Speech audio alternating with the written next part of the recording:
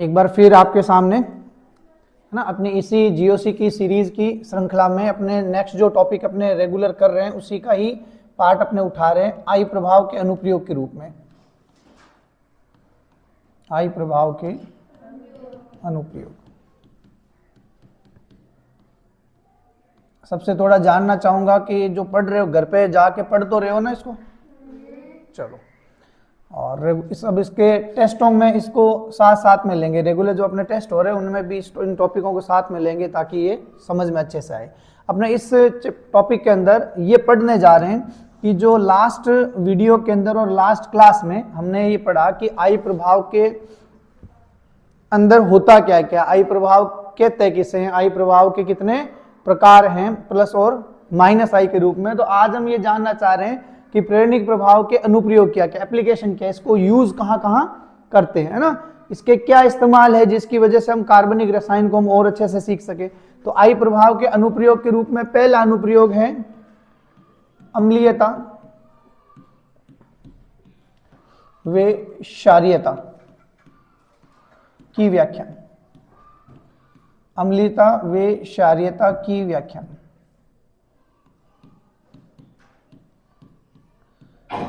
अब ये टॉपिक जो है वो अपने को सीधा सीधा ये बता रहा है कि कोई एसिड है तो क्यों है, और कोई भी दो अम्ल है तो उसमें से एक एसिड ज्यादा अम्लीय है दूसरा अम्ल कम अम्लीय है, तो उसका कारण क्या है, किसी के ज्यादा अम्लीय होने और किसी के कम अम्लीय होने का कारण क्या है। तो एक लाइन तो मैं पहले इसमें लिख ही देता हूं जो आपको नोट्स में भी लिखनी है कि अम्लीयता और क्षारीयता को, अम्लीयता और क्षारीयता को केवल आई प्रभाव, केवल आई प्रभाव से ही ज्ञात करेंगे। मतलब जो आई प्रभाव कहता है कि ये रिजल्ट होगा उसी रिजल्ट को माना जाएगा, बाकी जितने भी प्रभाव हैं उनके रिजल्ट को यहां अप्लाई नहीं करेंगे इस कॉन्सेप्ट में। आई प्रभाव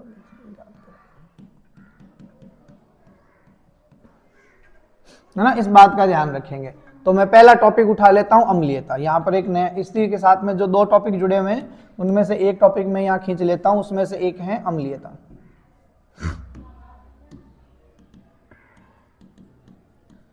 अम्लीयता इंग्लिश में अपने इसी टॉपिक को बोलते हैं एसिडिटी। अम्लीयता को क्या बोलते हैं, एसिडिटी, है ना। अब अम्लीयता का अर्थ क्या, अगर मैं जानना चाहूँ कि भाई अम्लीयता कहते हैं किसे, तो जनरली अपने ये कहेंगे कि कोई भी अम्ल है वो कितनी तेजी से H+ आयन को बाहर निकालता है। कोई भी अम्ल कितनी तेजी से H+ आयन को बाहर निकालता है, कोई भी अम्ल कितनी तेजी से H+ आयन को बाहर निकालता है, वो उस अम्ल की क्या कहलाएगी, अम्लीयता कहलाएगी। क्या कहलाएगी, अम्लीयता कहलाएगी, है ना। तो कुल मिलाकर हम ये देखना चाह रहे हैं कि वो कोई भी अम्ल है तो वो कितना अम्लीय है, क्यों है। अब अम्लीयत किसी भी अम्ल की अम्लीयता पर, मतलब वो कितनी तेजी से H+ आयन को रिलीज करेगा, इस आधार पर, इस आधार को जानने के लिए भी कोई भी अम्ल कितनी तेजी से H+ आयन को रिलीज करेगा तो उस पर आई प्रभाव का क्या जो है वो एक रोल है। तो अपने जनरली दो छोटी छोटी लाइन इसमें लिखेंगे, उसमें से पहली लाइन इसी के साथ अगर मैं अटैच कर दूं कि प्लस आई प्रभाव जो है अम्लीयता को घटाएगा और माइनस आई प्रभाव जो है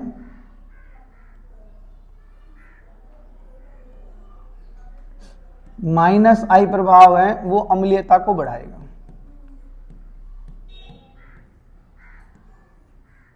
माइनस आई प्रभाव अम्लीयता को बढ़ाएगा।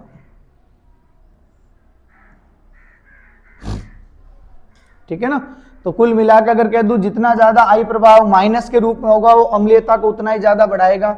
ऐसे समूह जुड़े हो किसी अम्ल के ऊपर जो माइनस आई प्रभाव वाले हो तो अम्लीयता को बढ़ाएंगे, और ऐसे समूह जुड़े हो जो अम्लीयता जिनका प्रभाव जो है वो क्या होता है, प्लस आई होता है, तो अम्लीयता को घटाएंगे, है ना। इस बात का ध्यान रखेंगे। अब इसको मैं एज ए थ्योरी यहां लिख देता हूं।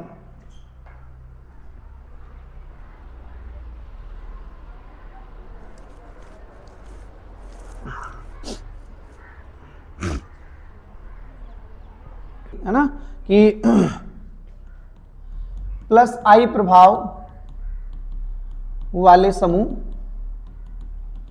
प्लस I प्रभाव वाले समूह अम्लीयता को घटाएंगे। दूसरा कॉन्सेप्ट लिख दूं कि माइनस I प्रभाव वाले समूह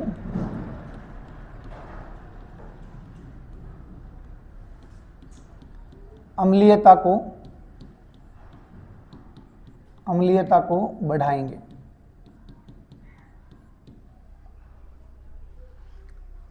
ठीक है, कि अब कैसे, अगर इसके एग्जाम्पल को लेना चाहेंगे अब अपने कैसे, तो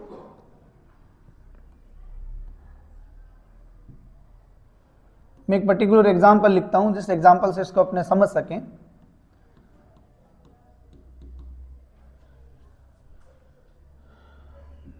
इसके साथ साथ में एक फॉर्मूला पहले साथ में लिख लेते हैं ना, नंबर 3 लगा के, नंबर 1, नंबर 2 और नंबर 3, है ना। तो एक जब कभी भी अम्लीयता को अपने देखेंगे तो अम्लीयता का क्रम इस तरह से निर्धारित करेंगे। अम्लीयता के क्रम को निर्धारित अपने इस तरह से करेंगे।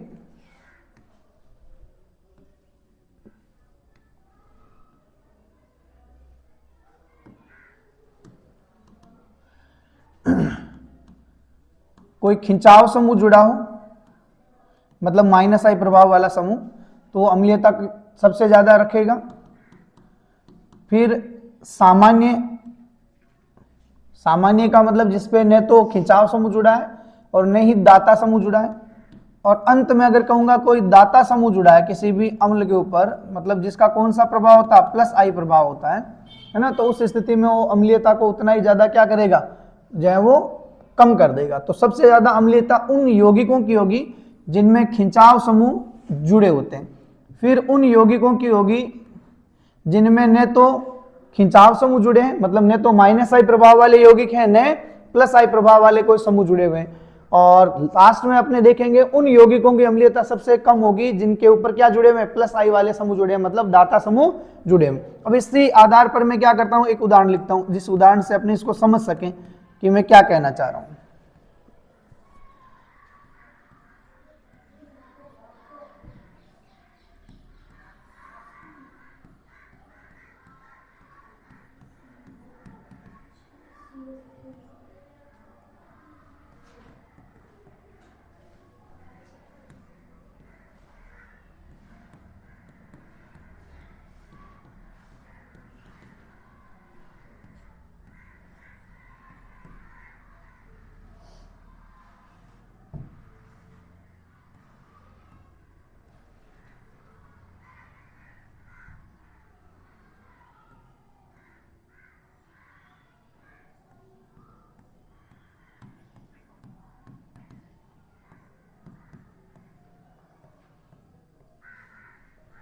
अब अगर थोड़ा ध्यान देंगे तो ये एक कंपाउंड जो मैंने लिखा है ये है बेंजोइक अम्ल, बेंजीन के साथ में कार्बोक्सिलिक अम्ल है, तो एक बेंजोइक अम्ल है। इस बेंजोइक अम्ल अणु के ऊपर न तो कोई खिंचाव समूह जुड़ा है, माइनस I प्रभाव वाला समूह जुड़ा है, नहीं कोई दाता समूह जुड़ा है, मतलब प्लस I प्रभाव वाला समूह जुड़ा है।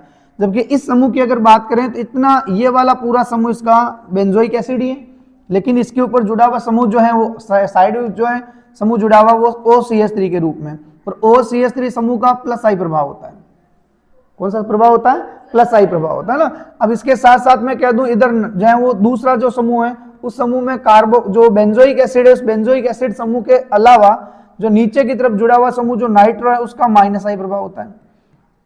लास्ट वीडियो के अंदर प्लस I और माइनस I के हमने एक टेबल भी बनाई थी जिसमें किसका माइनस I ज्यादा है और किसका प्लस I ज्यादा, ये देखा था। तो अपने इन तीनों को अगर कंपेयर करें, है ना, तो ये वाला ग्रुप एक किसकी तरह बिहेव कर रहा है, सामान्य की तरह बिहेव कर रहा है, जिसपे प्लस I और माइनस I दोनों ही नहीं जुड़े।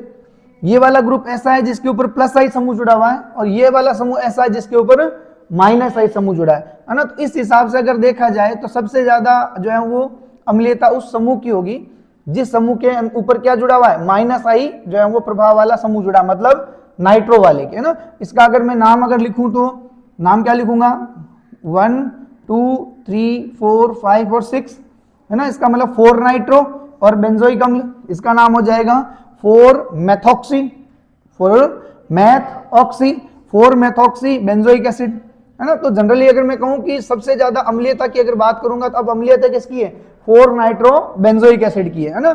इन सबको मैं ABC लिख देता हूं, A, B और C। तो अम्लीयता का जो क्रम है,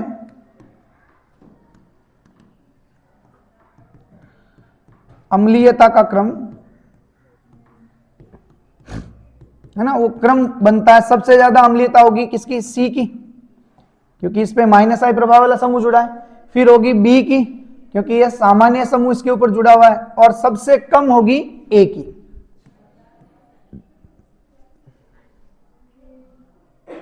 उतार लें,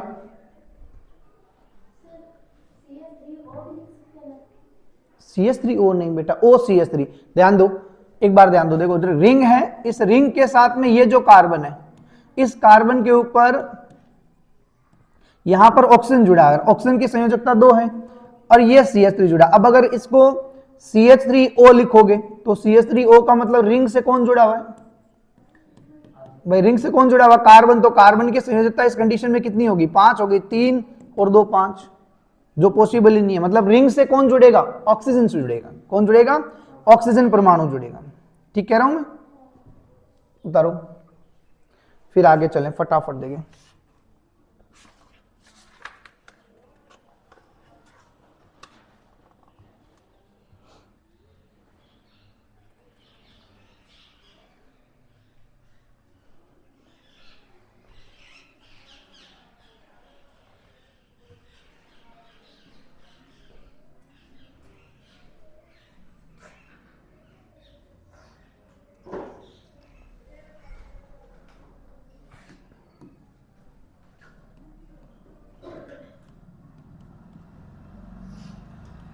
थोड़ा ध्यान देना,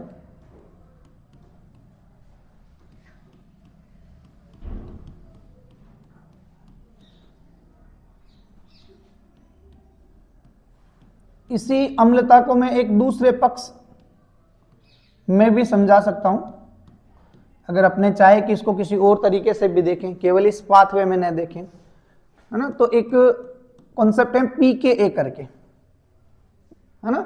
जैसे pH होता है वैसे ही pKa है ना। pKa की वैल्यू कहते हैं कि जितनी कम होगी किसी की भी तो उसकी अम्लीयता उतनी क्या होती है, ज्यादा होती है ना।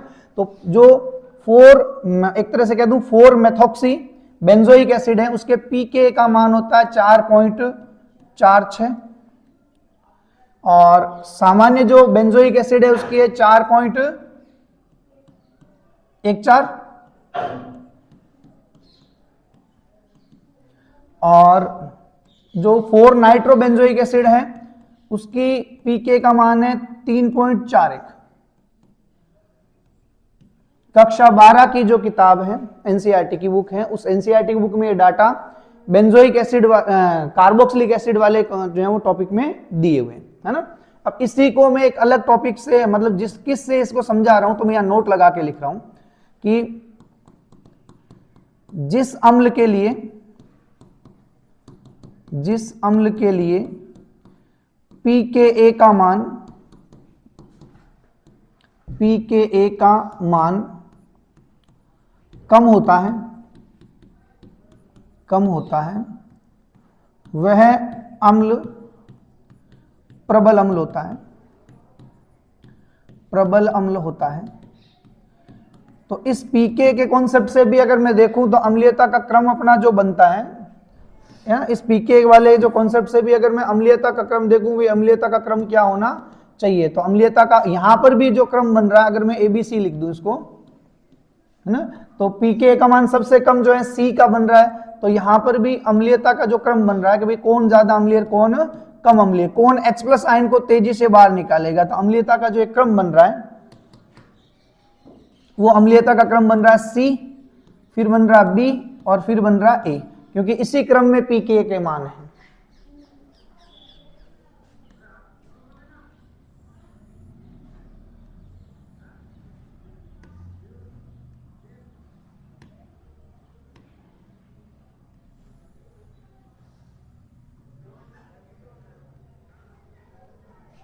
ठीक है, आगे चलते हैं। अब इसी से जुड़ी हुई एक छोटी सी चीज मैं यहाँ नोट के फॉर्म में और लिख देता हूं कि अम्लों के अगर मैं डाटा आपको पीके के बताऊं जो एनसीईआरटी की बुक में भी लिखे हुए हैं, तो अम्लों के लिए पीके के मान के अकॉर्डिंग कोई अम्ल, कौन सा अम्ल किस तरीके का होगा, तो यहाँ मैं एक छोटी सी टेबल बना देता हूं जिससे थोड़ा इजी हो जाएगा इस चीज को पढ़ने में कि कोई अम्ल है,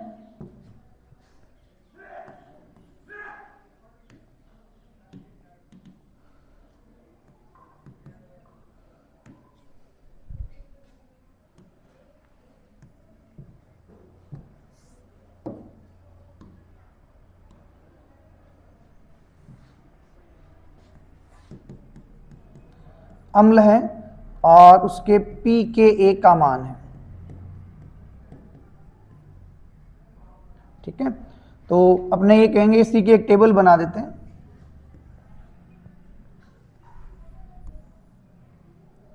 तो अपने कहेंगे कि अगर किसी भी अम्ल के लिए pK का मान 1 से कम है, pKa का मान क्या है, 1 से कम है ना, तो उस स्थिति में वो प्रबल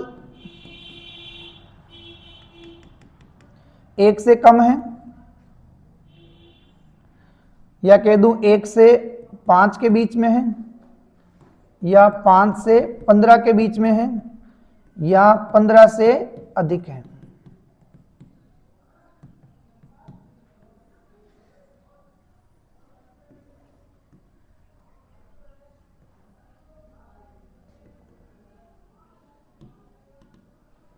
तो अपने कहेंगे कि अगर किसी भी अम्ल के लिए पीके का मान क्या है, 1 से कम है, तो उस स्थिति में वो अम्ल प्रबलतम अम्ल होगा। और 1 से 5 के बीच में पीके का मान होने पर वो मध्यम प्रबल होगा।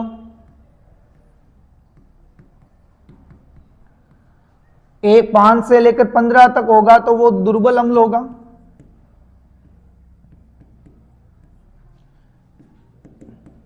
और 15 से अधिक अगर पीके का मान है तो वो दुर्बलतम अम्ल होगा,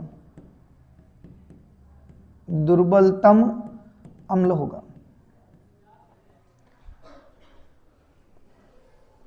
है ना, बहुत इंपॉर्टेंट जो इफेक्ट्स हैं, और अगर नोट्स में भी रहेंगे तो भी काम आएंगे।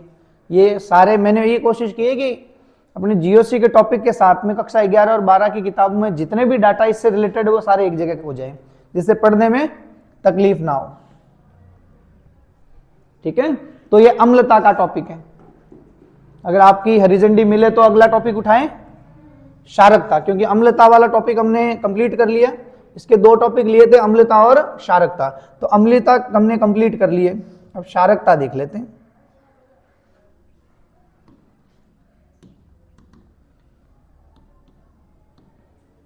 क्षारीयता, इंग्लिश में बोलते हैं बेसिसिटी। जैसे आप पहले लिख चुके हो कि क्षारकता को कौन बढ़ाता है, तो प्लस आई प्रभाव बढ़ाता है। उल्टा अगर मैं लिखूं इसका ना, किसका, अम्लीयता के लिए, अम्लीयता में जैसा लिखा उसका ठीक है मैं उल्टा लिखूंगा, तो लिखेंगे क्षारीयता को प्लस आई प्रभाव बढ़ाता है,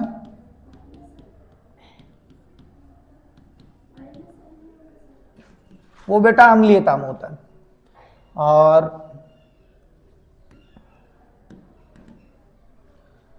क्षारीयता को दूसरी लाइन लिखूंगा, क्षारीयता को माइनस आई प्रभाव घटाता है।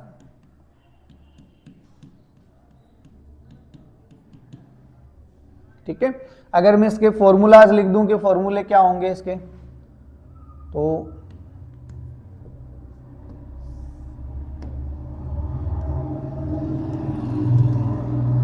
फॉर्मूले में अपने लिखेंगे प्लस आई प्रभाव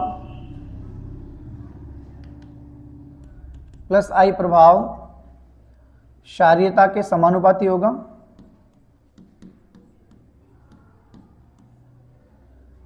और माइनस आई प्रभाव क्षारीयता के व्युत्क्रमानुपाती होगा।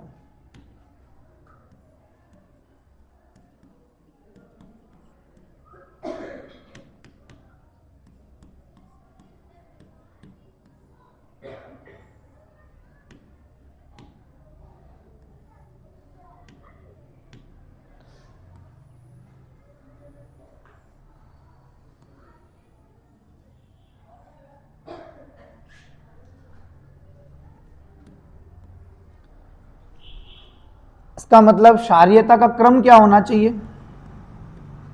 क्षारीयता का क्रम होना चाहिए, क्षारीयता का क्रम क्या होना चाहिए? तो क्षारीयता का क्रम होना चाहिए कि जहां पर दाता समूह जुड़ा है, जहां दाता समूह जुड़ा है मतलब प्लस आई प्रभाव वाला समूह जुड़ा है, उसकी अम्लीयता, उसकी क्षारकता सबसे ज्यादा होगी। फिर सामान्य की, और सबसे कम जो क्षारकता होगी वो होगी खिंचाव समूह की। किसी क्षार के साथ खिंचाव समूह जुड़ा है तो उस क्षार की क्षारकता को वो कम कर देगा।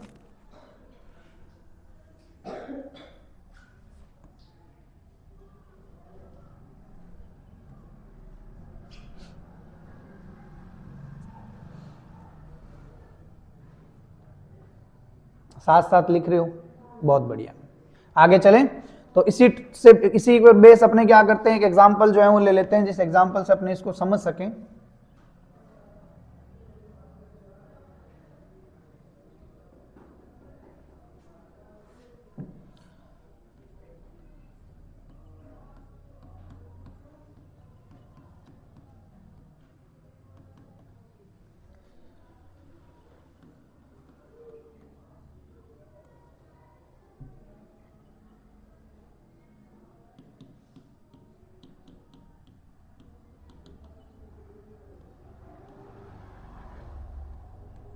कोशिश करते हैं कि वो सेम रखते हैं जो पीछे हमने पढ़े थे, केवल कार्बोक्सिलिक अम्ल की जगह एमीन जोड़ा है मैंने।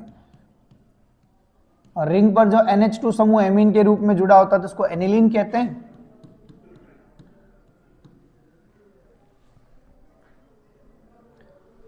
ठीक है, अब इसमें वही कॉन्सेप्ट जो आपने पीछे लिखा है उसी को मैं दोहराऊंगा कि दाता समूह जहां जुड़ा है उसकी क्षारकता सबसे ज्यादा और खिंचाव समूह जुड़ा है उसकी सबसे कम, और बीच की क्षारकता किसकी होगी? जिसमें सामान्य। तो ये सामान्य दिख रहा था कि न तो इसके ऊपर कोई क्या है कि खिंचाव समूह जुड़ा है और न ही कोई दाता समूह जुड़ा है। ये मैं ऑलरेडी पहले आपको बता के आ चुका हूं, है ना, बताने की जरूरत नहीं है कि नाइट्रो एक -I समूह है और मेथॉक्सी एक +I समूह है। अब इन समूहों की अगर बात करूं तो ये इलेक्ट्रॉन रिंग से खींचेगा तो रिंग जो है वो नाइट्रोजन पर उपस्थित जो लोन पेयर है उस लोन पेयर से इलेक्ट्रॉन को खींचेगा, है ना। तो नाइट्रोजन पर उपस्थित जो लोन पेयर है उनकी उपलब्धता क्या हो जाएगी? कम हो जाएगी। और इनकी उपलब्धता कम हो जाएगी, इसका मतलब इसकी क्षारकता क्या हो जाएगी? कम हो जाएगी, है ना, क्योंकि इस समूह की क्षारकता ही किसकी वजह से? नाइट्रोजन पर जुड़े हुए लोन पेयर की वजह से। अब मान लो अगर नाइट्रोजन पर जुड़ा हुआ जो लोन पेयर है वो लोन पेयर ही आसानी से उपलब्धि ना हो कि वो किसी को दिया जा सके, इसका मतलब उसकी क्षारीयता क्या हो जाएगी? क्षारीयता कम हो जाएगी, सिंपल सी बात है ना। तो ये नाइट्रो समूह क्या कर रहा है? रिंग से इलेक्ट्रॉन खींच रहा है। रिंग में इलेक्ट्रॉन की कमी आएगी तो रिंग क्या करेगी? नाइट्रोजन से इलेक्ट्रॉन लेगी, है ना, अनुनाद से, जिससे नाइट्रोजन पर उपस्थित जो लोन पेयर है वो रिंग में अनुनाद में भाग लेने लग जाएगा, है ना। तो कुल मिलाकर अगर मैं कहूंगा तो इस नाइट्रो समूह के -I प्रभाव की वजह से इस नाइट्रोजन पर जुड़े हुए एमीन के नाइट्रोजन पर जुड़े हुए जो लोन पेयर है उसकी उपलब्धता क्या हो जाएगी? इलेक्ट्रॉनों की कम हो जाएगी, अतः वो किसी को दान किए नहीं जा सकते। तो मैं ये कह सकता हूं कि इसकी क्षारीयता क्या हो जाएगी? कम हो जाएगी, है ना। तो इस हिसाब से क्षारीयता का क्रम अगर देखो सबसे ज्यादा उसकी होगी जो इलेक्ट्रॉन देगा, क्योंकि ये अगर इलेक्ट्रॉन देगा इसका मतलब रिंग में इलेक्ट्रॉन ज्यादा होंगे, और ज्यादा होंगे तो फिर रिंग में इलेक्ट्रॉन क्या होंगे? रिंग इलेक्ट्रॉन किसको देगी? नाइट्रोजन को, एमीन के नाइट्रोजन को। और एमीन पे नाइट्रोजन की अधिकता होगी तो ये आसानी से इलेक्ट्रॉन अपने लोन पेयर वाले किसी को भी दान कर सकती है ना, मतलब किसी को भी इलेक्ट्रॉन मिल सकते हैं, और इलेक्ट्रॉन आसानी से मिल सकते हैं, क्षारीयता ज्यादा है। आसानी से नहीं मिलेगी इसका मतलब क्षारीयता कम है ना, इस बात को ध्यान रखेंगे। तो मैं आगे चलूं तो कुल मिला के इसी बात को मैं वापस दोहरा लेता हूं, है ना। तो इस आधार पर मैं क्षारीयता का क्रम डिसाइड करूं, मैंने ABC लिख दिया, इन तीनों में से क्षारीयता किसकी सबसे ज्यादा और किसकी सबसे कम। तो क्षारीयता का जो क्रम होगा, क्षारीयता का क्रम जो होगा, है ना, इस बेस के ऊपर सबसे ज्यादा होगा A, फिर होगा B और सबसे कम होगा C का। और अपने को ये पता है कि ये क्षारीयता का ज्यादा कम कम, इसका मतलब क्षारीयता का क्या है? क्षारीयता का घटता क्रम है, क्षारीयता का घटता क्रम है, ठीक है। अब इसी कॉन्सेप्ट को अपने pKa की तरह pKb वाले कॉन्सेप्ट से भी समझाया जा सकता है। एक बार उतारो फटाफट।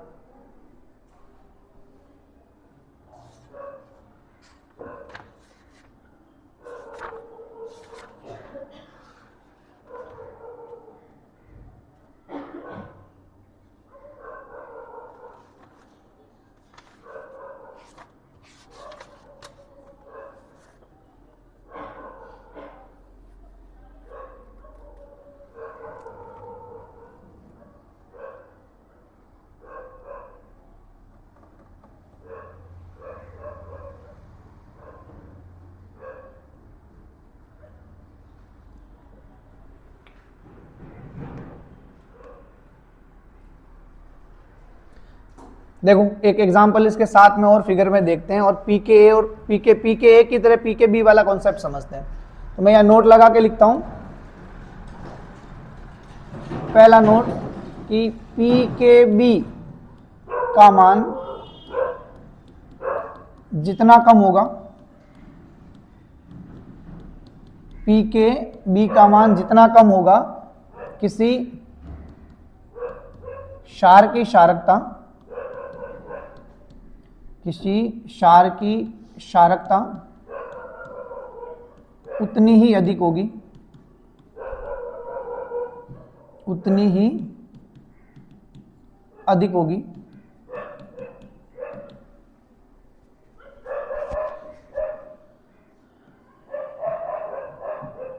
अब अपने इसका पर्टिकुलर एग्जाम्पल, इस कॉन्सेप्ट से जुड़ा हुआ एक एग्जाम्पल है, वो लिख के मैं आपको समझाने का प्रयास करता हूं कि मैं क्या कहना चाह रहा हूं। जैसे यहां पर अगर मैं कह दूं कि एमीन जुड़ा है और एमीन में दो नाइट्रोजन पे दो हाइड्रोजन में से एक हाइड्रोजन हटा के मैं मेथिल समूह जोड़ दूं, और दूसरे वाली कंडीशन में एमीन में जो दो हाइड्रोजन उनको हटा के दोनों हाइड्रोजन की जगह क्या जोड़ दूं, दो मेथिल समूह जोड़ दूं।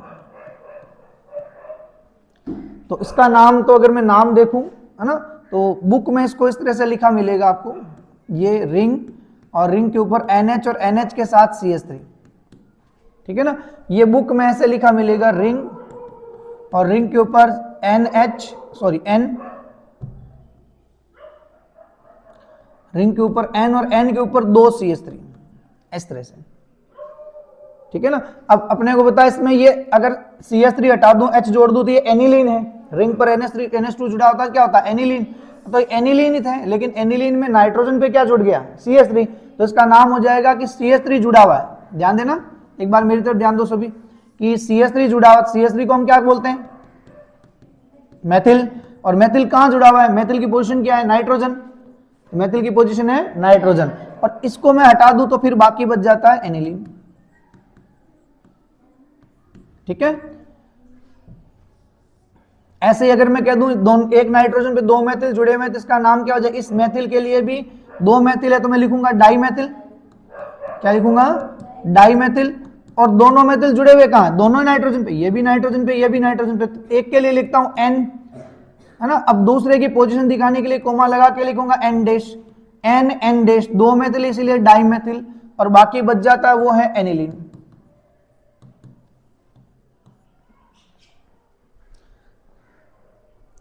किरण, हाँ बोल।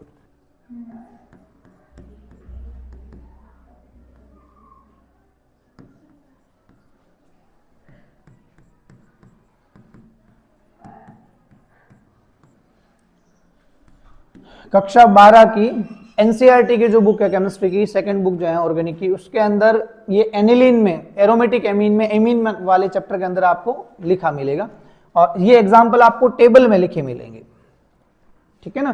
तो इस कॉन्सेप्ट को अकॉर्डिंग अगर देखो तो कह रहा पीकेबी का मान जितना कम है, क्षारकता उतनी क्या है, अधिक है। तो दोनों में से पीकेबी का मान किसका जो है वो कम है, इसका कम है, तो ऑब्वियसली ये इसकी क्षारकता ज्यादा है, इसकी क्षारकता कम होगी। इतना तो अपने समझ सकते हैं। अब एक चीज और थोड़ा नोटिफाई करें, समझे तो सही, क्यों इसकी ज्यादा क्या है और उसकी कम है ना भाई। नियम के हिसाब से जो है वो अगर देखें तो ऑब्वियसली जो है वो इसकी ज्यादा होनी चाहिए थी, क्योंकि इसके ऊपर दो दाता समूह जुड़े हुए, और इसकी क्षारकता क्या होनी चाहिए थी, इससे कम होनी चाहिए थी। लेकिन आगे जाके अपने एक रूल और पढ़ेंगे त्रिविम बाधा के रूप में। किस रूप में, त्रिविम बाधा। अपने एक जनरली मैं शॉर्ट में इसको समझाने का प्रयास करता हूं, बाकी इसको ज्यादा अच्छे से आगे समझेंगे कि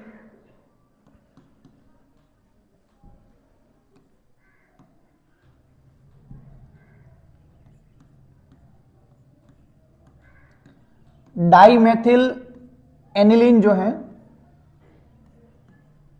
डाइमेथिल एनिलीन है, उस डाइमेथिल एनिलीन में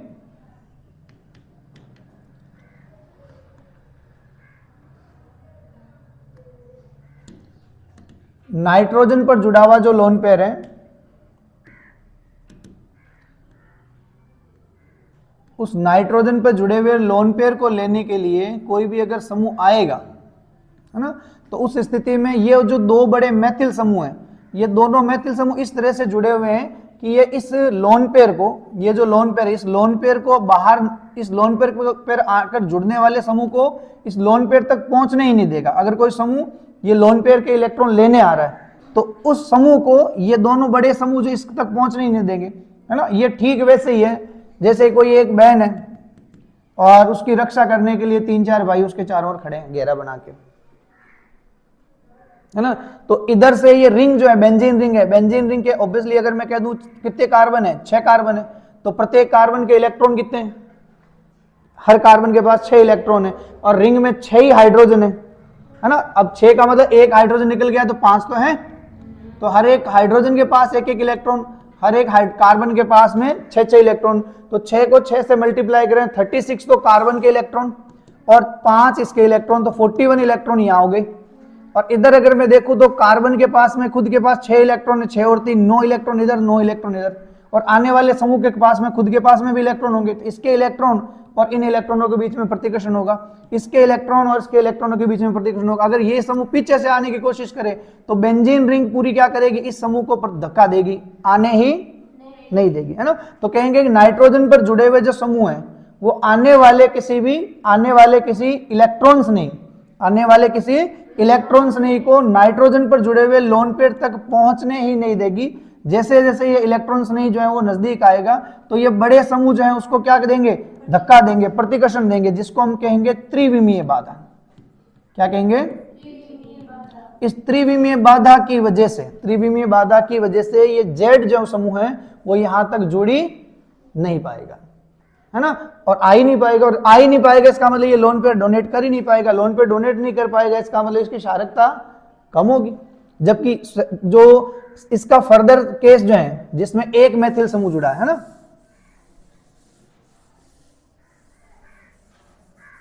जिसमें एक मैथिल समूह जुड़ा है उसमें नाइट्रोजन पे लोन पेयर है और एक हाइड्रोजन है और एक मैथिल समूह है, और इधर क्या जुड़ी हुई है, बेंजीन रिंग। तो इलेक्ट्रॉन शनि को अगर इलेक्ट्रॉन चाहिए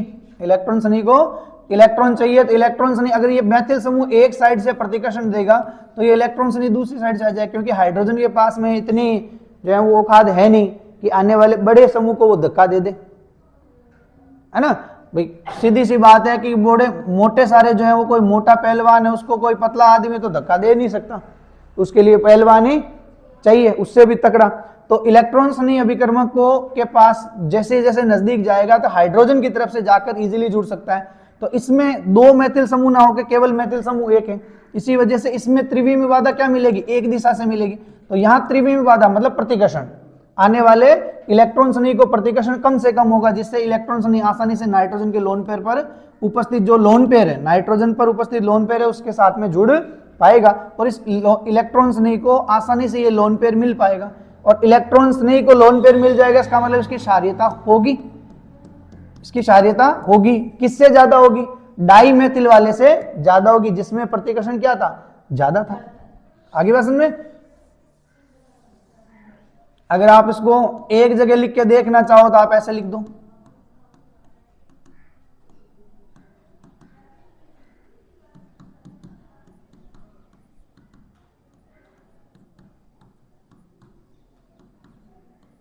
ठीक है।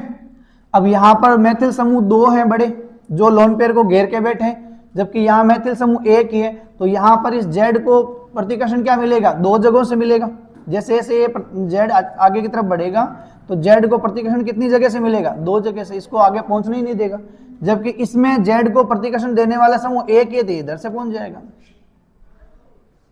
ठीक है ना। तो इसमें ये लोन पे डोनेट कर पाएगा, इसमें लोन पे डोनेट कर ही नहीं पाएगा, भले ही इसके पास में इलेक्ट्रॉन ज्यादा। ये आगे जाके अपने पढ़ेंगे। चलो तो लास्ट जो टॉपिक हमने पढ़ा वो अम्लीयता और क्षारीयता से जुड़ा हुआ था। और हम पढ़ क्या रहे थे, थोड़ी वापस रिवाइज कर लेते हैं कि इसमें हम जो प्रेरणिक प्रभाव उसके अनुप्रयोग पढ़ रहे थे। तो हमने पहला अनुप्रयोग किया था अम्लीयता और क्षारीयता की व्याख्या, है ना। तो जितना मुझे लगता है कि आपको जानना चाहिए उतनी बात मैंने आपके साथ में इस वीडियो में और इस क्लासरूम में शेयर की है। दूसरा जो इसकी अगर मैं कह दूं और उपयोग क्या हो सकता है, तो दूसरा इसका बड़ा उपयोग यही है कि अगर कोई मध्यवर्तीयां हैं जो क्रियाकारक से उत्पाद बनने के दौरान बनती है, उन मध्यवर्तियों की स्थायित्व की व्याख्या, मध्यवर्तियों के स्थायित्व की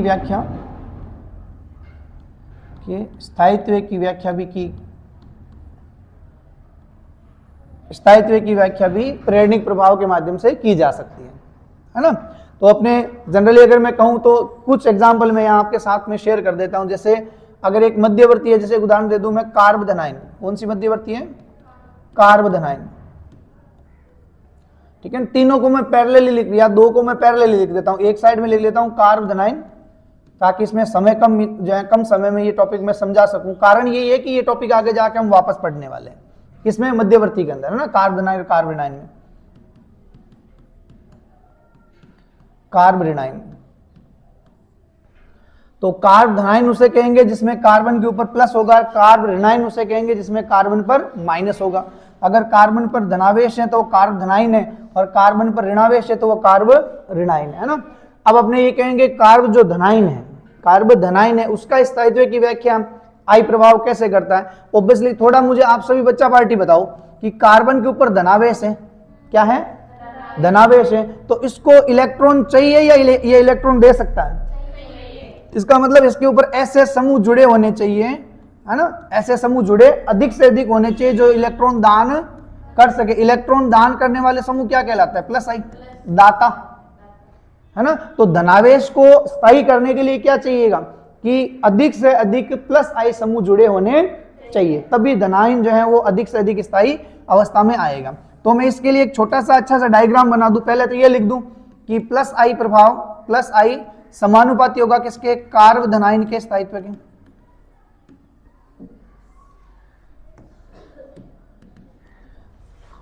प्लस आई प्रभाव समानुपाती होगा किसके, अगर मैं कह दूं कार्बोधनाइन के स्थायित्व के। किसी भी कार्बन के ऊपर जो धनाइन है उसके स्थायित्व की व्याख्या ज्यादा से ज्यादा धनावेश प्लस आई प्रभाव वाले समूह से की जा सकती है। या ये कह दें कि प्लस आई वाले समूह जितने ज्यादा जुड़े होंगे कार्बोधनाइन का स्थायित्व उतना ही ज्यादा होगा, है ना। तो एक तो ये हो गया। इसके बाद में अगर इसके साथ में पैरेलल में लिखूं, एक डायग्राम बनाए, थोड़ा सा ध्यान देना मेरी तरफ, है ना। एक डायग्राम बनाए,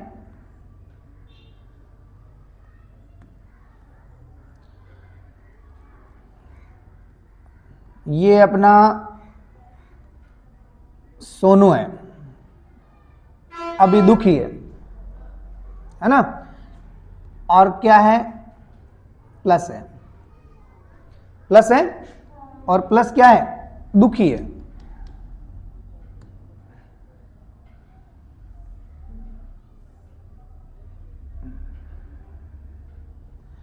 प्लस है, ये प्लस क्या है, दुखी है। तो इस प्लस की अगर मैं एक अलग कलर देना चाह रहे हैं ताकि ये अपने को शानदार दिखे, है ना। अब चेंज नहीं हो रहा। कई बार मुझे ऐसा लगता है कि इस पैनल को मुझे चलाना कम आता है, फिर लगता है कि पता नहीं इसी में कोई गड़बड़ है। चलो जैसा भी है, अपने एक नया कलर ही दे देते हैं ना, ग्रीन दे देते हैं। ये प्लस धनावेश है और धनावेश ना खुश है, स्थायी होने के लिए चाहता है ना। तो इसको खुश करने के लिए क्या होगा, इसके ऊपर ज्यादा से ज्यादा कौन से समूह जुड़े होने चाहिए, खिंचाव समूह या दाता समूह, दाता समूह, अधिक से अधिक दाता समूह जुड़े होने चाहिए, मतलब ऐसे समूह जुड़े होने चाहिए जो इलेक्ट्रॉन इसको दे सके। जी का मतलब ग्रुप से है ना, समूह से। तो ये कौन से समूह है? प्लस आई प्रभाव वाले। प्लस आई प्रभाव के समूह की संख्या जितनी ज्यादा होगी इनके साथ में, है ना, तो उस स्थिति में क्या होगा, ये खुश हो जाएगा या दुखी होगा?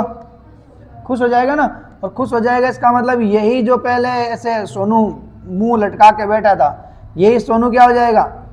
खुश हो जाएगा, है ना। तो धनावेश को स्थायी करने के लिए अधिक से अधिक प्लस आई समूह जुड़े होने चाहिए, है ना। अब मैं आपसे थोड़ी सी एक छोटी सी उदाहरण से राय जानना चाहूंगा। चलो अगले स्लाइड पे लेते हैं अपने, ताकि इसको अच्छे से समझ सके, है ना। अगली स्लाइड पे ले लेते हैं, इसी के वापस नीचे। जैसे इसका उदाहरण लिख लेता हूं मैं यहीं पे। जैसे एक मेरे पास में, एक उदाहरण के तौर पर मेरे पास में कौन सा समूह है? CH3 प्लस है, और दूसरा समूह है CH3 CH2 प्लस है, और तीसरे समूह में CH3 CH प्लस और CH3, है ना। अब अगर ध्यान दोगे तो इस वाले समूह, थोड़ा ध्यान देना मेरी तरफ, कि कार्बन के ऊपर प्लस है, कार्बन पर प्लस है, कार्बन पर प्लस है। आप आगे जाके पढ़ोगे कि एक अकेला, जिस कार्बन पर प्लस है वो अकेला आती है 1 डिग्री होता है। जिस कार्बन के ऊपर प्लस है ना, और वो कार्बन एक कार्बन से डायरेक्ट जुड़ा होता है तो ये भी 1 डिग्री होता है। और जिस कार्बन से, है ना, जैसे ये वाला कार्बन, जिस कार्बन से प्लस जुड़ा है और वो डायरेक्ट 2 कार्बनों से जुड़ा है, जैसे ये वाली कंडीशन है कि इसमें ये 2 कार्बनों से डायरेक्ट जुड़ा हुआ है ना, तो उस स्थिति में अपने ये कहेंगे कि ये वाला कार्बन जो धनावेशित है वो कितने डिग्री है? 2 डिग्री कार्बोनाइन है। ये दोनों 1 डिग्री कार्बोनाइन है, ये 2 डिग्री कार्बोनाइन है ना। तो ऑब्वियसली अगर अपने थोड़ा इसको जो है वो और अच्छे से समझने का प्रयास करें, कि एक और केस ले लेते हैं इसी के अंदर, जिसमें धनावेशित कार्बन के ऊपर क्या जुड़े हुए हैं? 3 CH3 जुड़े हुए हैं। अब अपने को पता है CH3 एक मैथिल समूह है, और मैथिल समूह का कौन सा प्रभाव होता है? दाता, मतलब ये इलेक्ट्रॉन देता। एल्किल समूह क्या होते हैं? दाता होते हैं। सारे एल्किल समूह मैं बार बार बताता चल रहा हूं आपको कि सारे एल्किल समूह क्या होते हैं? दाता होते हैं। तो इसके ऊपर इसका कौन सा प्रभाव होता है? दाता प्रभाव होता है। कौन सा प्रभाव होता है? दाता प्रभाव होता है ना। तो यहां पर 3 प्लस आई समूह जुड़े हुए, और यहां पर अगर मैं कह दूं धनावेशित कार्बन के ऊपर 2 दाता समूह जुड़े हुए, मतलब 2 प्लस आई समूह जुड़े हुए, जबकि यहां पर इस प्लस वाले कार्बन के साथ में एक ही दाता समूह जुड़ा हुआ है, और यहां पर धनावेशित कार्बन के ऊपर कोई भी दाता समूह है ही नहीं, मैथिल वाले केस में, है ना। ये मैथिल धनाइन, ये एथिल धनाइन, ये अगर आप कहोगे आइसोप्रोपिल धनाइन, और ये अगर मैं कह दूं कि अगर इसकी बात करूं तो 2 मैथिल जो है वो 2 मैथिल और प्रोपिल धनाइन जिसे कह सकता हूं, 2 मैथिल प्रोपिल धनाइन ना। और इस 2 मैथिल प्रोपिल धनाइन की अगर मैं बात करूं, या मतलब एक तरह से ये कह सकते हैं कि सारे जो कार्बोनाइन, इन कार्बोनाइनों के स्थायित्व की बात करूं, ये 1 डिग्री है, ये 2 डिग्री है, ये 2 डिग्री, ये 1 डिग्री है, ये 2 डिग्री है, और ये जिस कार्बन के ऊपर प्लस है वो 3 कार्बनों जुड़ा है, इसका मतलब ये क्या है? 3 डिग्री है ना। अब इन सबको मैं क्या करता हूं? नंबरिंग दे देता हूं, ताकि इनको बार बार मुझे लिखना ना पड़े। तो 1 नंबर, 2 नंबर और 3 नंबर, और ये 4 नंबर, चौथा जो है ना। अब इनके स्थायित्व का मैं क्रम देखूं कि स्थायित्व का इनका क्रम क्या होना चाहिए। तो इनका स्थायित्व का क्रम, अब मुझे पता है, मैंने पीछे वाले जो है वो स्लाइड में लिखा है कि प्लस आई वाले समूह जितने ज्यादा होंगे, कार्बोनाइन का स्थायित्व उतना ही ज्यादा होगा। तो ऑब्वियसली यहां पर अपने ये देखेंगे जहां इलेक्ट्रॉन देने वाले समूह कार्बन के प्लस वाले कार्बन पे ज्यादा है, उसका स्थायित्व ज्यादा होगा। इस कंडीशन में इसके ऊपर कितने प्लस आई समूह है? 1 2 3, इस पे 2 है, इस पे 1 है, इस पे है ही नहीं। इसका मतलब सबसे ज्यादा स्थायित्व किसका हुआ? चौथे का हुआ। और फिर किसका हुआ? तीसरे का। तीसरे के बाद, क्योंकि इसमें 2 समूह है, इसमें 1 समूह है, तो ये फिर हो गया दूसरे का। सबसे कम स्थायित्व किसका हुआ? 1 डिग्री का। अब अगर ध्यान दिया हो तो ये 3 डिग्री, चौथा जो है ना, चौथा जो केस आप लिख रहे हो, ये एक्चुअल में 3 डिग्री कार्बोनाइन है, ठीक है ना। ये तीसरा जो केस लिख रहे हो वो 2 डिग्री कार्बोनाइन है, और ये 2 वाला सेकंड वाला जो केस आपने लिखा है, ये जो एथिल धनाइन है ना, एथिल धनाइन जी, ये 1 डिग्री केस है, 1 डिग्री कार्बोनाइन है। और ये लास्ट वाला जो मेथिल्डेनाइन ये भी 1 डिग्री है, लेकिन ये सबसे छोटा 1 डिग्री होता है, इसलिए इसको मेथिल्डेनाइन ही लिख लेता हूं। तो एक तरह से कह दूं कि स्थायित्व का क्रम क्या बन रहा है, स्थायित्व का क्रम बन रहा है कि सबसे ज्यादा स्थायित्व किसका होता है, सबसे ज्यादा स्थायित्व होता है किसका, 3 डिग्री कार्बोनाइन का। किसका होता है, 3 डिग्री कार्बोनाइन का। और 3 डिग्री कार्बोनाइन सबसे ज्यादा स्थायी, और सबसे कम स्थायी होता है मेथिल्डेनाइन। सबसे कम स्थायी कौन सा होता है, सबसे ज्यादा स्थायी कौन सा होता है, सबसे ज्यादा स्थायी होता है 3 डिग्री कार्बोनाइन, सबसे कम स्थायी होता है मेथिल्डेनाइन, है ना। चले आगे। तो ये स्थायित्व का क्रम हो गया इसका। अब मैं इसी स्लाइड को मैं थोड़ा ब्रेक ले लेता हूं यहां से अपने लिखने से पहले, वो वापस एक बार ध्यान दो। अब बचा है कार्बोनाइन, है ना। तो कार्बोनाइन किसे कहेंगे, जैसे हम जनरली कह रहे थे कि भाई कार्बोनाइन उसे कहेंगे जिसमें कार्बन पे क्या होता है, ऋणावेश होता है ना। तो ऋणावेश होता है तो क्या कहलाता है, कार्बोनाइन। ये सारे अपने मध्यवर्तियों में पढ़ेंगे, अपने यहाँ केवल स्थायित्व की डिस्कस कर रहे हैं। तो जैसे अपने इसमें कहा था वैसे ही मैं यहाँ लिख दूं कि -I प्रभाव जो है वो कार्बोनाइन के स्थायित्व को बढ़ाएगा, कार्बोनाइन के स्थायित्व को बढ़ाएगा। अब पता ये बात मैंने ऐसे क्यों लिखी है, थोड़ा अगर इसको अच्छे से समझने का प्रयास करें, थोड़ा ध्यान देना मेरी तरफ सभी क्लास में, कि ये कंडीशन ठीक वैसी है, ये कंडीशन ठीक वैसी है कि कोई भी किसी भी शख्स के क्या लग रखा है, अधिक, माइनस का मतलब अधिक इलेक्ट्रॉन है ना। तो किसी व्यक्ति के करंट लग रहा है तो उसकी बॉडी में चार्ज ज्यादा हो रहा है, जैसे कार्बन पे अधिक चार्ज आ गया, नेगेटिव चार्ज।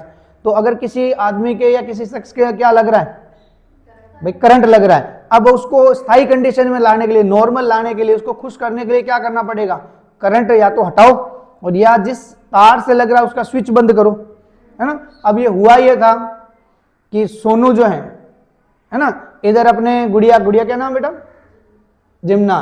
तो सोनू और जिम्ना दोनों बहन भाई है ना। और सोनू और जिम्ना जो है वो घर पे, जब सोनू था सुबह तो जिम्ना ने उससे लड़ाई कर ली किसी बात को लेकर, जो सोनू उससे नाराज था, है ना। अब अपने ये कहें कि जिम्ना का कहीं हाथ लग गया किसी, अपने यहाँ क्लासरूम में कोई जो है एक तार थी, उस तार से जिम्ना के हाथ टच हो गया। तो मैंने भाग के सोनू को कहा कि इस जो है वो स्विच को भाग के बंद कर, है ना। लेकिन सोनू ने क्या, सुबह वाली जो मतलब इसके साथ में जो घटना हुई वो खुरापात इसके दिमाग में थी, तो ये क्या करेगा, भाग के स्विच को बंद करने के बजाय बाहर जो डीपी में ट्रांसफार्मर लगा उससे जो है वो पावर को बढ़ा दिया, है ना। तब आप बताओ कि जिम्ना खुश कब होगी, जिम्ना खुश कब होगी, जब स्विच बंद कर देंगे तब खुश होगी, मतलब चार्ज को वापस खींच लिया जाए तब खुश होगी, या बाहर जाके और पावर को बढ़ा दिया जाए, मतलब ज्यादा और चार्ज दिया जाए तब खुश होगी। कब होगी, बाहर से पावर बढ़ाते ही जो है वो जिम्ना के सारे सॉकेट जो है वो उड़ जाएंगे, है ना, सारे फ्यूज जो है वो यूं और बाल यूं होंगे ऊपर, है ना। तो ठीक वैसा ही है कि अभी एक्स्ट्रा चार्ज लिए हुए, अगर इसको स्थायी करना है तो स्थायी करना का मतलब इससे इलेक्ट्रॉन क्या करने पड़ेंगे, लेने पड़ेंगे। तो लेने वाला समूह क्या कहलाता है, -I। तो -I प्रभाव वाले समूह मतलब खिंचाव समूह जितने ज्यादा जुड़े होंगे तो कार्बोनाइन का स्थायित्व उतना ही क्या होगा, ज्यादा होगा। ये कौन कह रहा है, I प्रभाव कह रहा है। कौन कह रहा है बेटा, तो एक छोटा सा मैं डायग्राम बना देता हूं कि यहां पर पहले जिम्ना इस स्थिति में थी, है ना, जिम्ना इस स्थिति में थी, और इस स्थिति में लाने के लिए जिम्ना को करना क्या पड़ेगा, ऐसे समूह को जोड़ना पड़ेगा जो इससे क्या कर ले, इलेक्ट्रॉनों को खींच ले। अब कौन से, ये है क्या, जिम्ना की पोजीशन क्या है, तो हम ये लिखेंगे जिम्ना नेगेटिव चार्ज है, ठीक है ना। तो इसको स्थायी करने के लिए, खुश करने के लिए क्या करना पड़ेगा, इलेक्ट्रॉन खिंचाव समूह, इलेक्ट्रॉन खिंचाव समूह जोड़ने पड़ेंगे। अब इलेक्ट्रॉन खिंचाव समूह क्या होता है, तो आप कहोगे इलेक्ट्रॉन खिंचाव समूह होता है -I प्रभाव वाले समूह। क्या होते हैं, -I प्रभाव वाले समूह, है ना। तो जितने ज्यादा -I प्रभाव वाले समूह होंगे कार्बोनाइन का स्थायित्व उतना ही ज्यादा होगा। अब इसी की जैसे नेक्स्ट स्लाइड अपने लिखी थी इधर, तो ऐसे ही इसकी नेक्स्ट स्लाइड इधर लिखते हैं। अब जैसे इसके उदाहरण लिखे थे वैसे इसके उदाहरण लिखते हैं।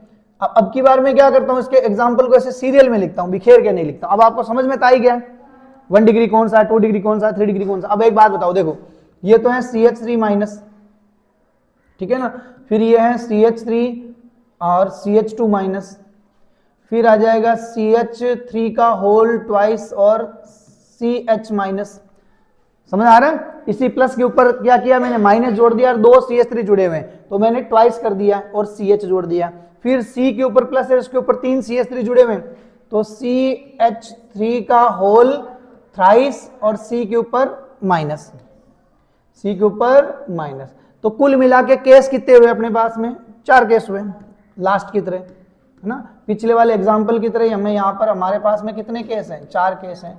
और अगर आप ध्यान से देखोगे इन चारों केसों को तो ये आपका 1 डिग्री केस है, ये भी 1 डिग्री केस है, ये 2 डिग्री केस है, ये 3 डिग्री केस है, ठीक है ना। अब अपने कहेंगे इन सारे सब में से ज्यादा स्थायी या कम स्थायी कौन सा होगा, तो अपने कहेंगे स्थायित्व का क्रम क्या होगा। तो पीछे वाली बात को मैं कॉपी करूं अगर, कि जितने ज्यादा माइनस आई समूह, है ना, इलेक्ट्रॉन खिंचाव समूह जितने ज्यादा होंगे तो स्थायित्व उतना ही ज्यादा। अब मेरी तरफ ध्यान दो, देखो यहां थोड़ी देर के लिए सोच लो कि प्लस की जगह क्या है, माइनस है।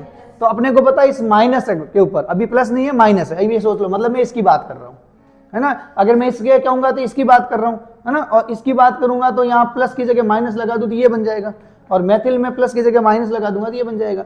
अब अपने को पता है कि अपने ये चाह रहे हैं कि माइनस आई प्रभाव वाले समूह जुड़े होने, खींचने वाले, लेकिन मैथिल समूह तो क्या है, दाता है ना। तो एक तो कंडीशन है, तो जिम्ना क्या कहेगी, जिम्ना कहेगी किसको, अपने भाई को, बाहर जा रहा है ना, तो कह रहा है कोई तकलीफ नहीं, तू बंद तो मत कर, चलने दे भले स्विच को, है ना, मेरे करंट लग रहा है तो स्विच को चलने दे, लेकिन बाहर से जाके पावर तो मत बढ़ा, है ना, बाहर जाके ट्रांसफार्मर से पावर तो मत बढ़ा। तो यहां क्या हो रहा है कि कार्बन के ऊपर ऋणावेश, इस वाले केस में कि कार्बन, जैसे अगर मैं इस सबको एक एक चलो मैं बना ही देता हूं, CH3 minus, CH3 CH2 minus और CH3 CH और CH3 माइनस। तो नेगेटिव को स्थायी करने का एक ही तरीका है कि इलेक्ट्रॉन खींचने वाले समूह जुड़े होने चाहिए, लेकिन यहां पर सभी केसेस के अंदर अगर आप ध्यान से अगर देखोगे तो इन सभी केसेस में क्या जुड़े हुए हैं, खिंचाव नहीं बल्कि दाता समूह जुड़े हुए हैं। तो चलो कोई तकलीफ नहीं है, खिंचाव समूह तो नहीं जुड़े हुए, इलेक्ट्रॉन लेने वाले तो कोई नहीं, लेकिन देने वाले तो कम से कम होने चाहिए, है ना। तो यहां पर तो अपने ये कह रहे हैं कि जितने ज्यादा अपने, इसका मतलब क्या हुआ कि जितने ज्यादा प्लस आई प्रभाव वाले समूह जुड़े होंगे उसका स्थायित्व उतना ही क्या होता जाएगा, कम होता जाएगा।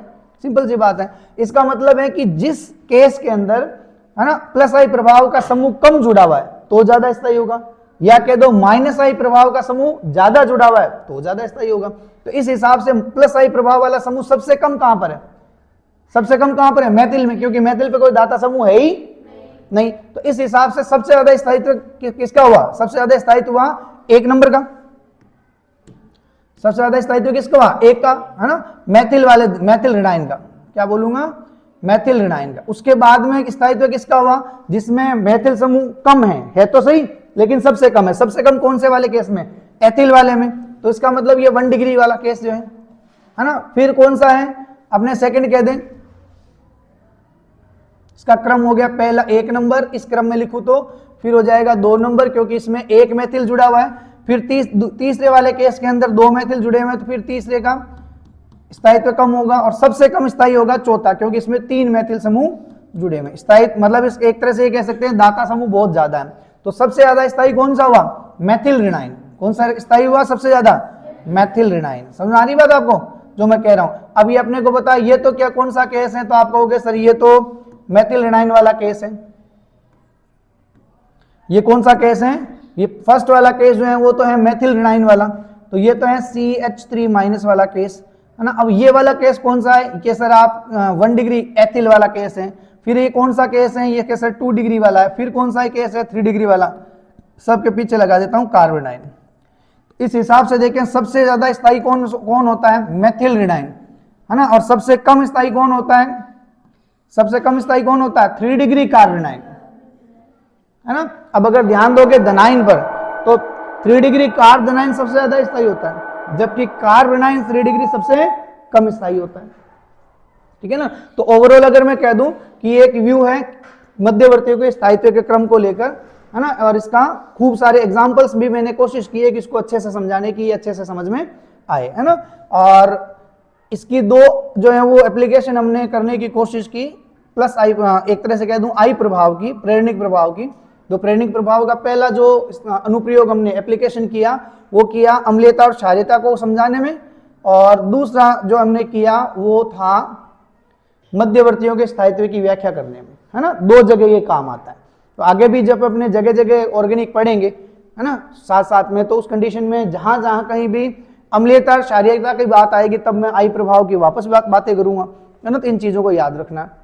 और जब भी धनायन, कार्बनायन और कार्बनायन के स्थायित्व की बात आएगी, है ना, तब अपने कहीं ना कहीं वापस आई प्रभाव की बात करेंगे, ठीक है ना। तो ओवरऑल ये अपने सामने है कि इन जो है वो अपने आप में कह दें कि प्रेरणिक प्रभाव जो है, प्रेरणिक प्रभाव के दो जो है वो व्याख्यान है जिनके माध्यम से, इनके अनुप्रयोगों से अपने बहुत सारी चीजों को समझ सकते हैं। अब अपना नेक्स्ट जो टॉपिक रहेगा ना वो रहेगा अति संयुग्मन, और उसके बाद में रहेगा अनुनाद, लेकिन ये पढ़ेंगे अगले वाली नेक्स्ट की क्लास में, ठीक है ना। तो अभी इनको अच्छे से पढ़ना है और आपको कोशिश करनी है कि जितनी चीजें आपको यहाँ बताई जा रही है क्लासरूम में या वीडियो के माध्यम से, है ना, तो आप अच्छे से उनको रीड आउट करेंगे, अच्छे से याद करेंगे, ताकि रोजाना के अच्छे प्रोग्रेस हो, है ना। और एक दिमाग में सेट कर लें कि जब तक पाएंगे नहीं तब तक छोड़ेंगे नहीं, ठीक है ना। बहुत बहुत धन्यवाद कि आप लोगों ने मेरी बात को अच्छे से सुना। जय हिंद, जय भारत।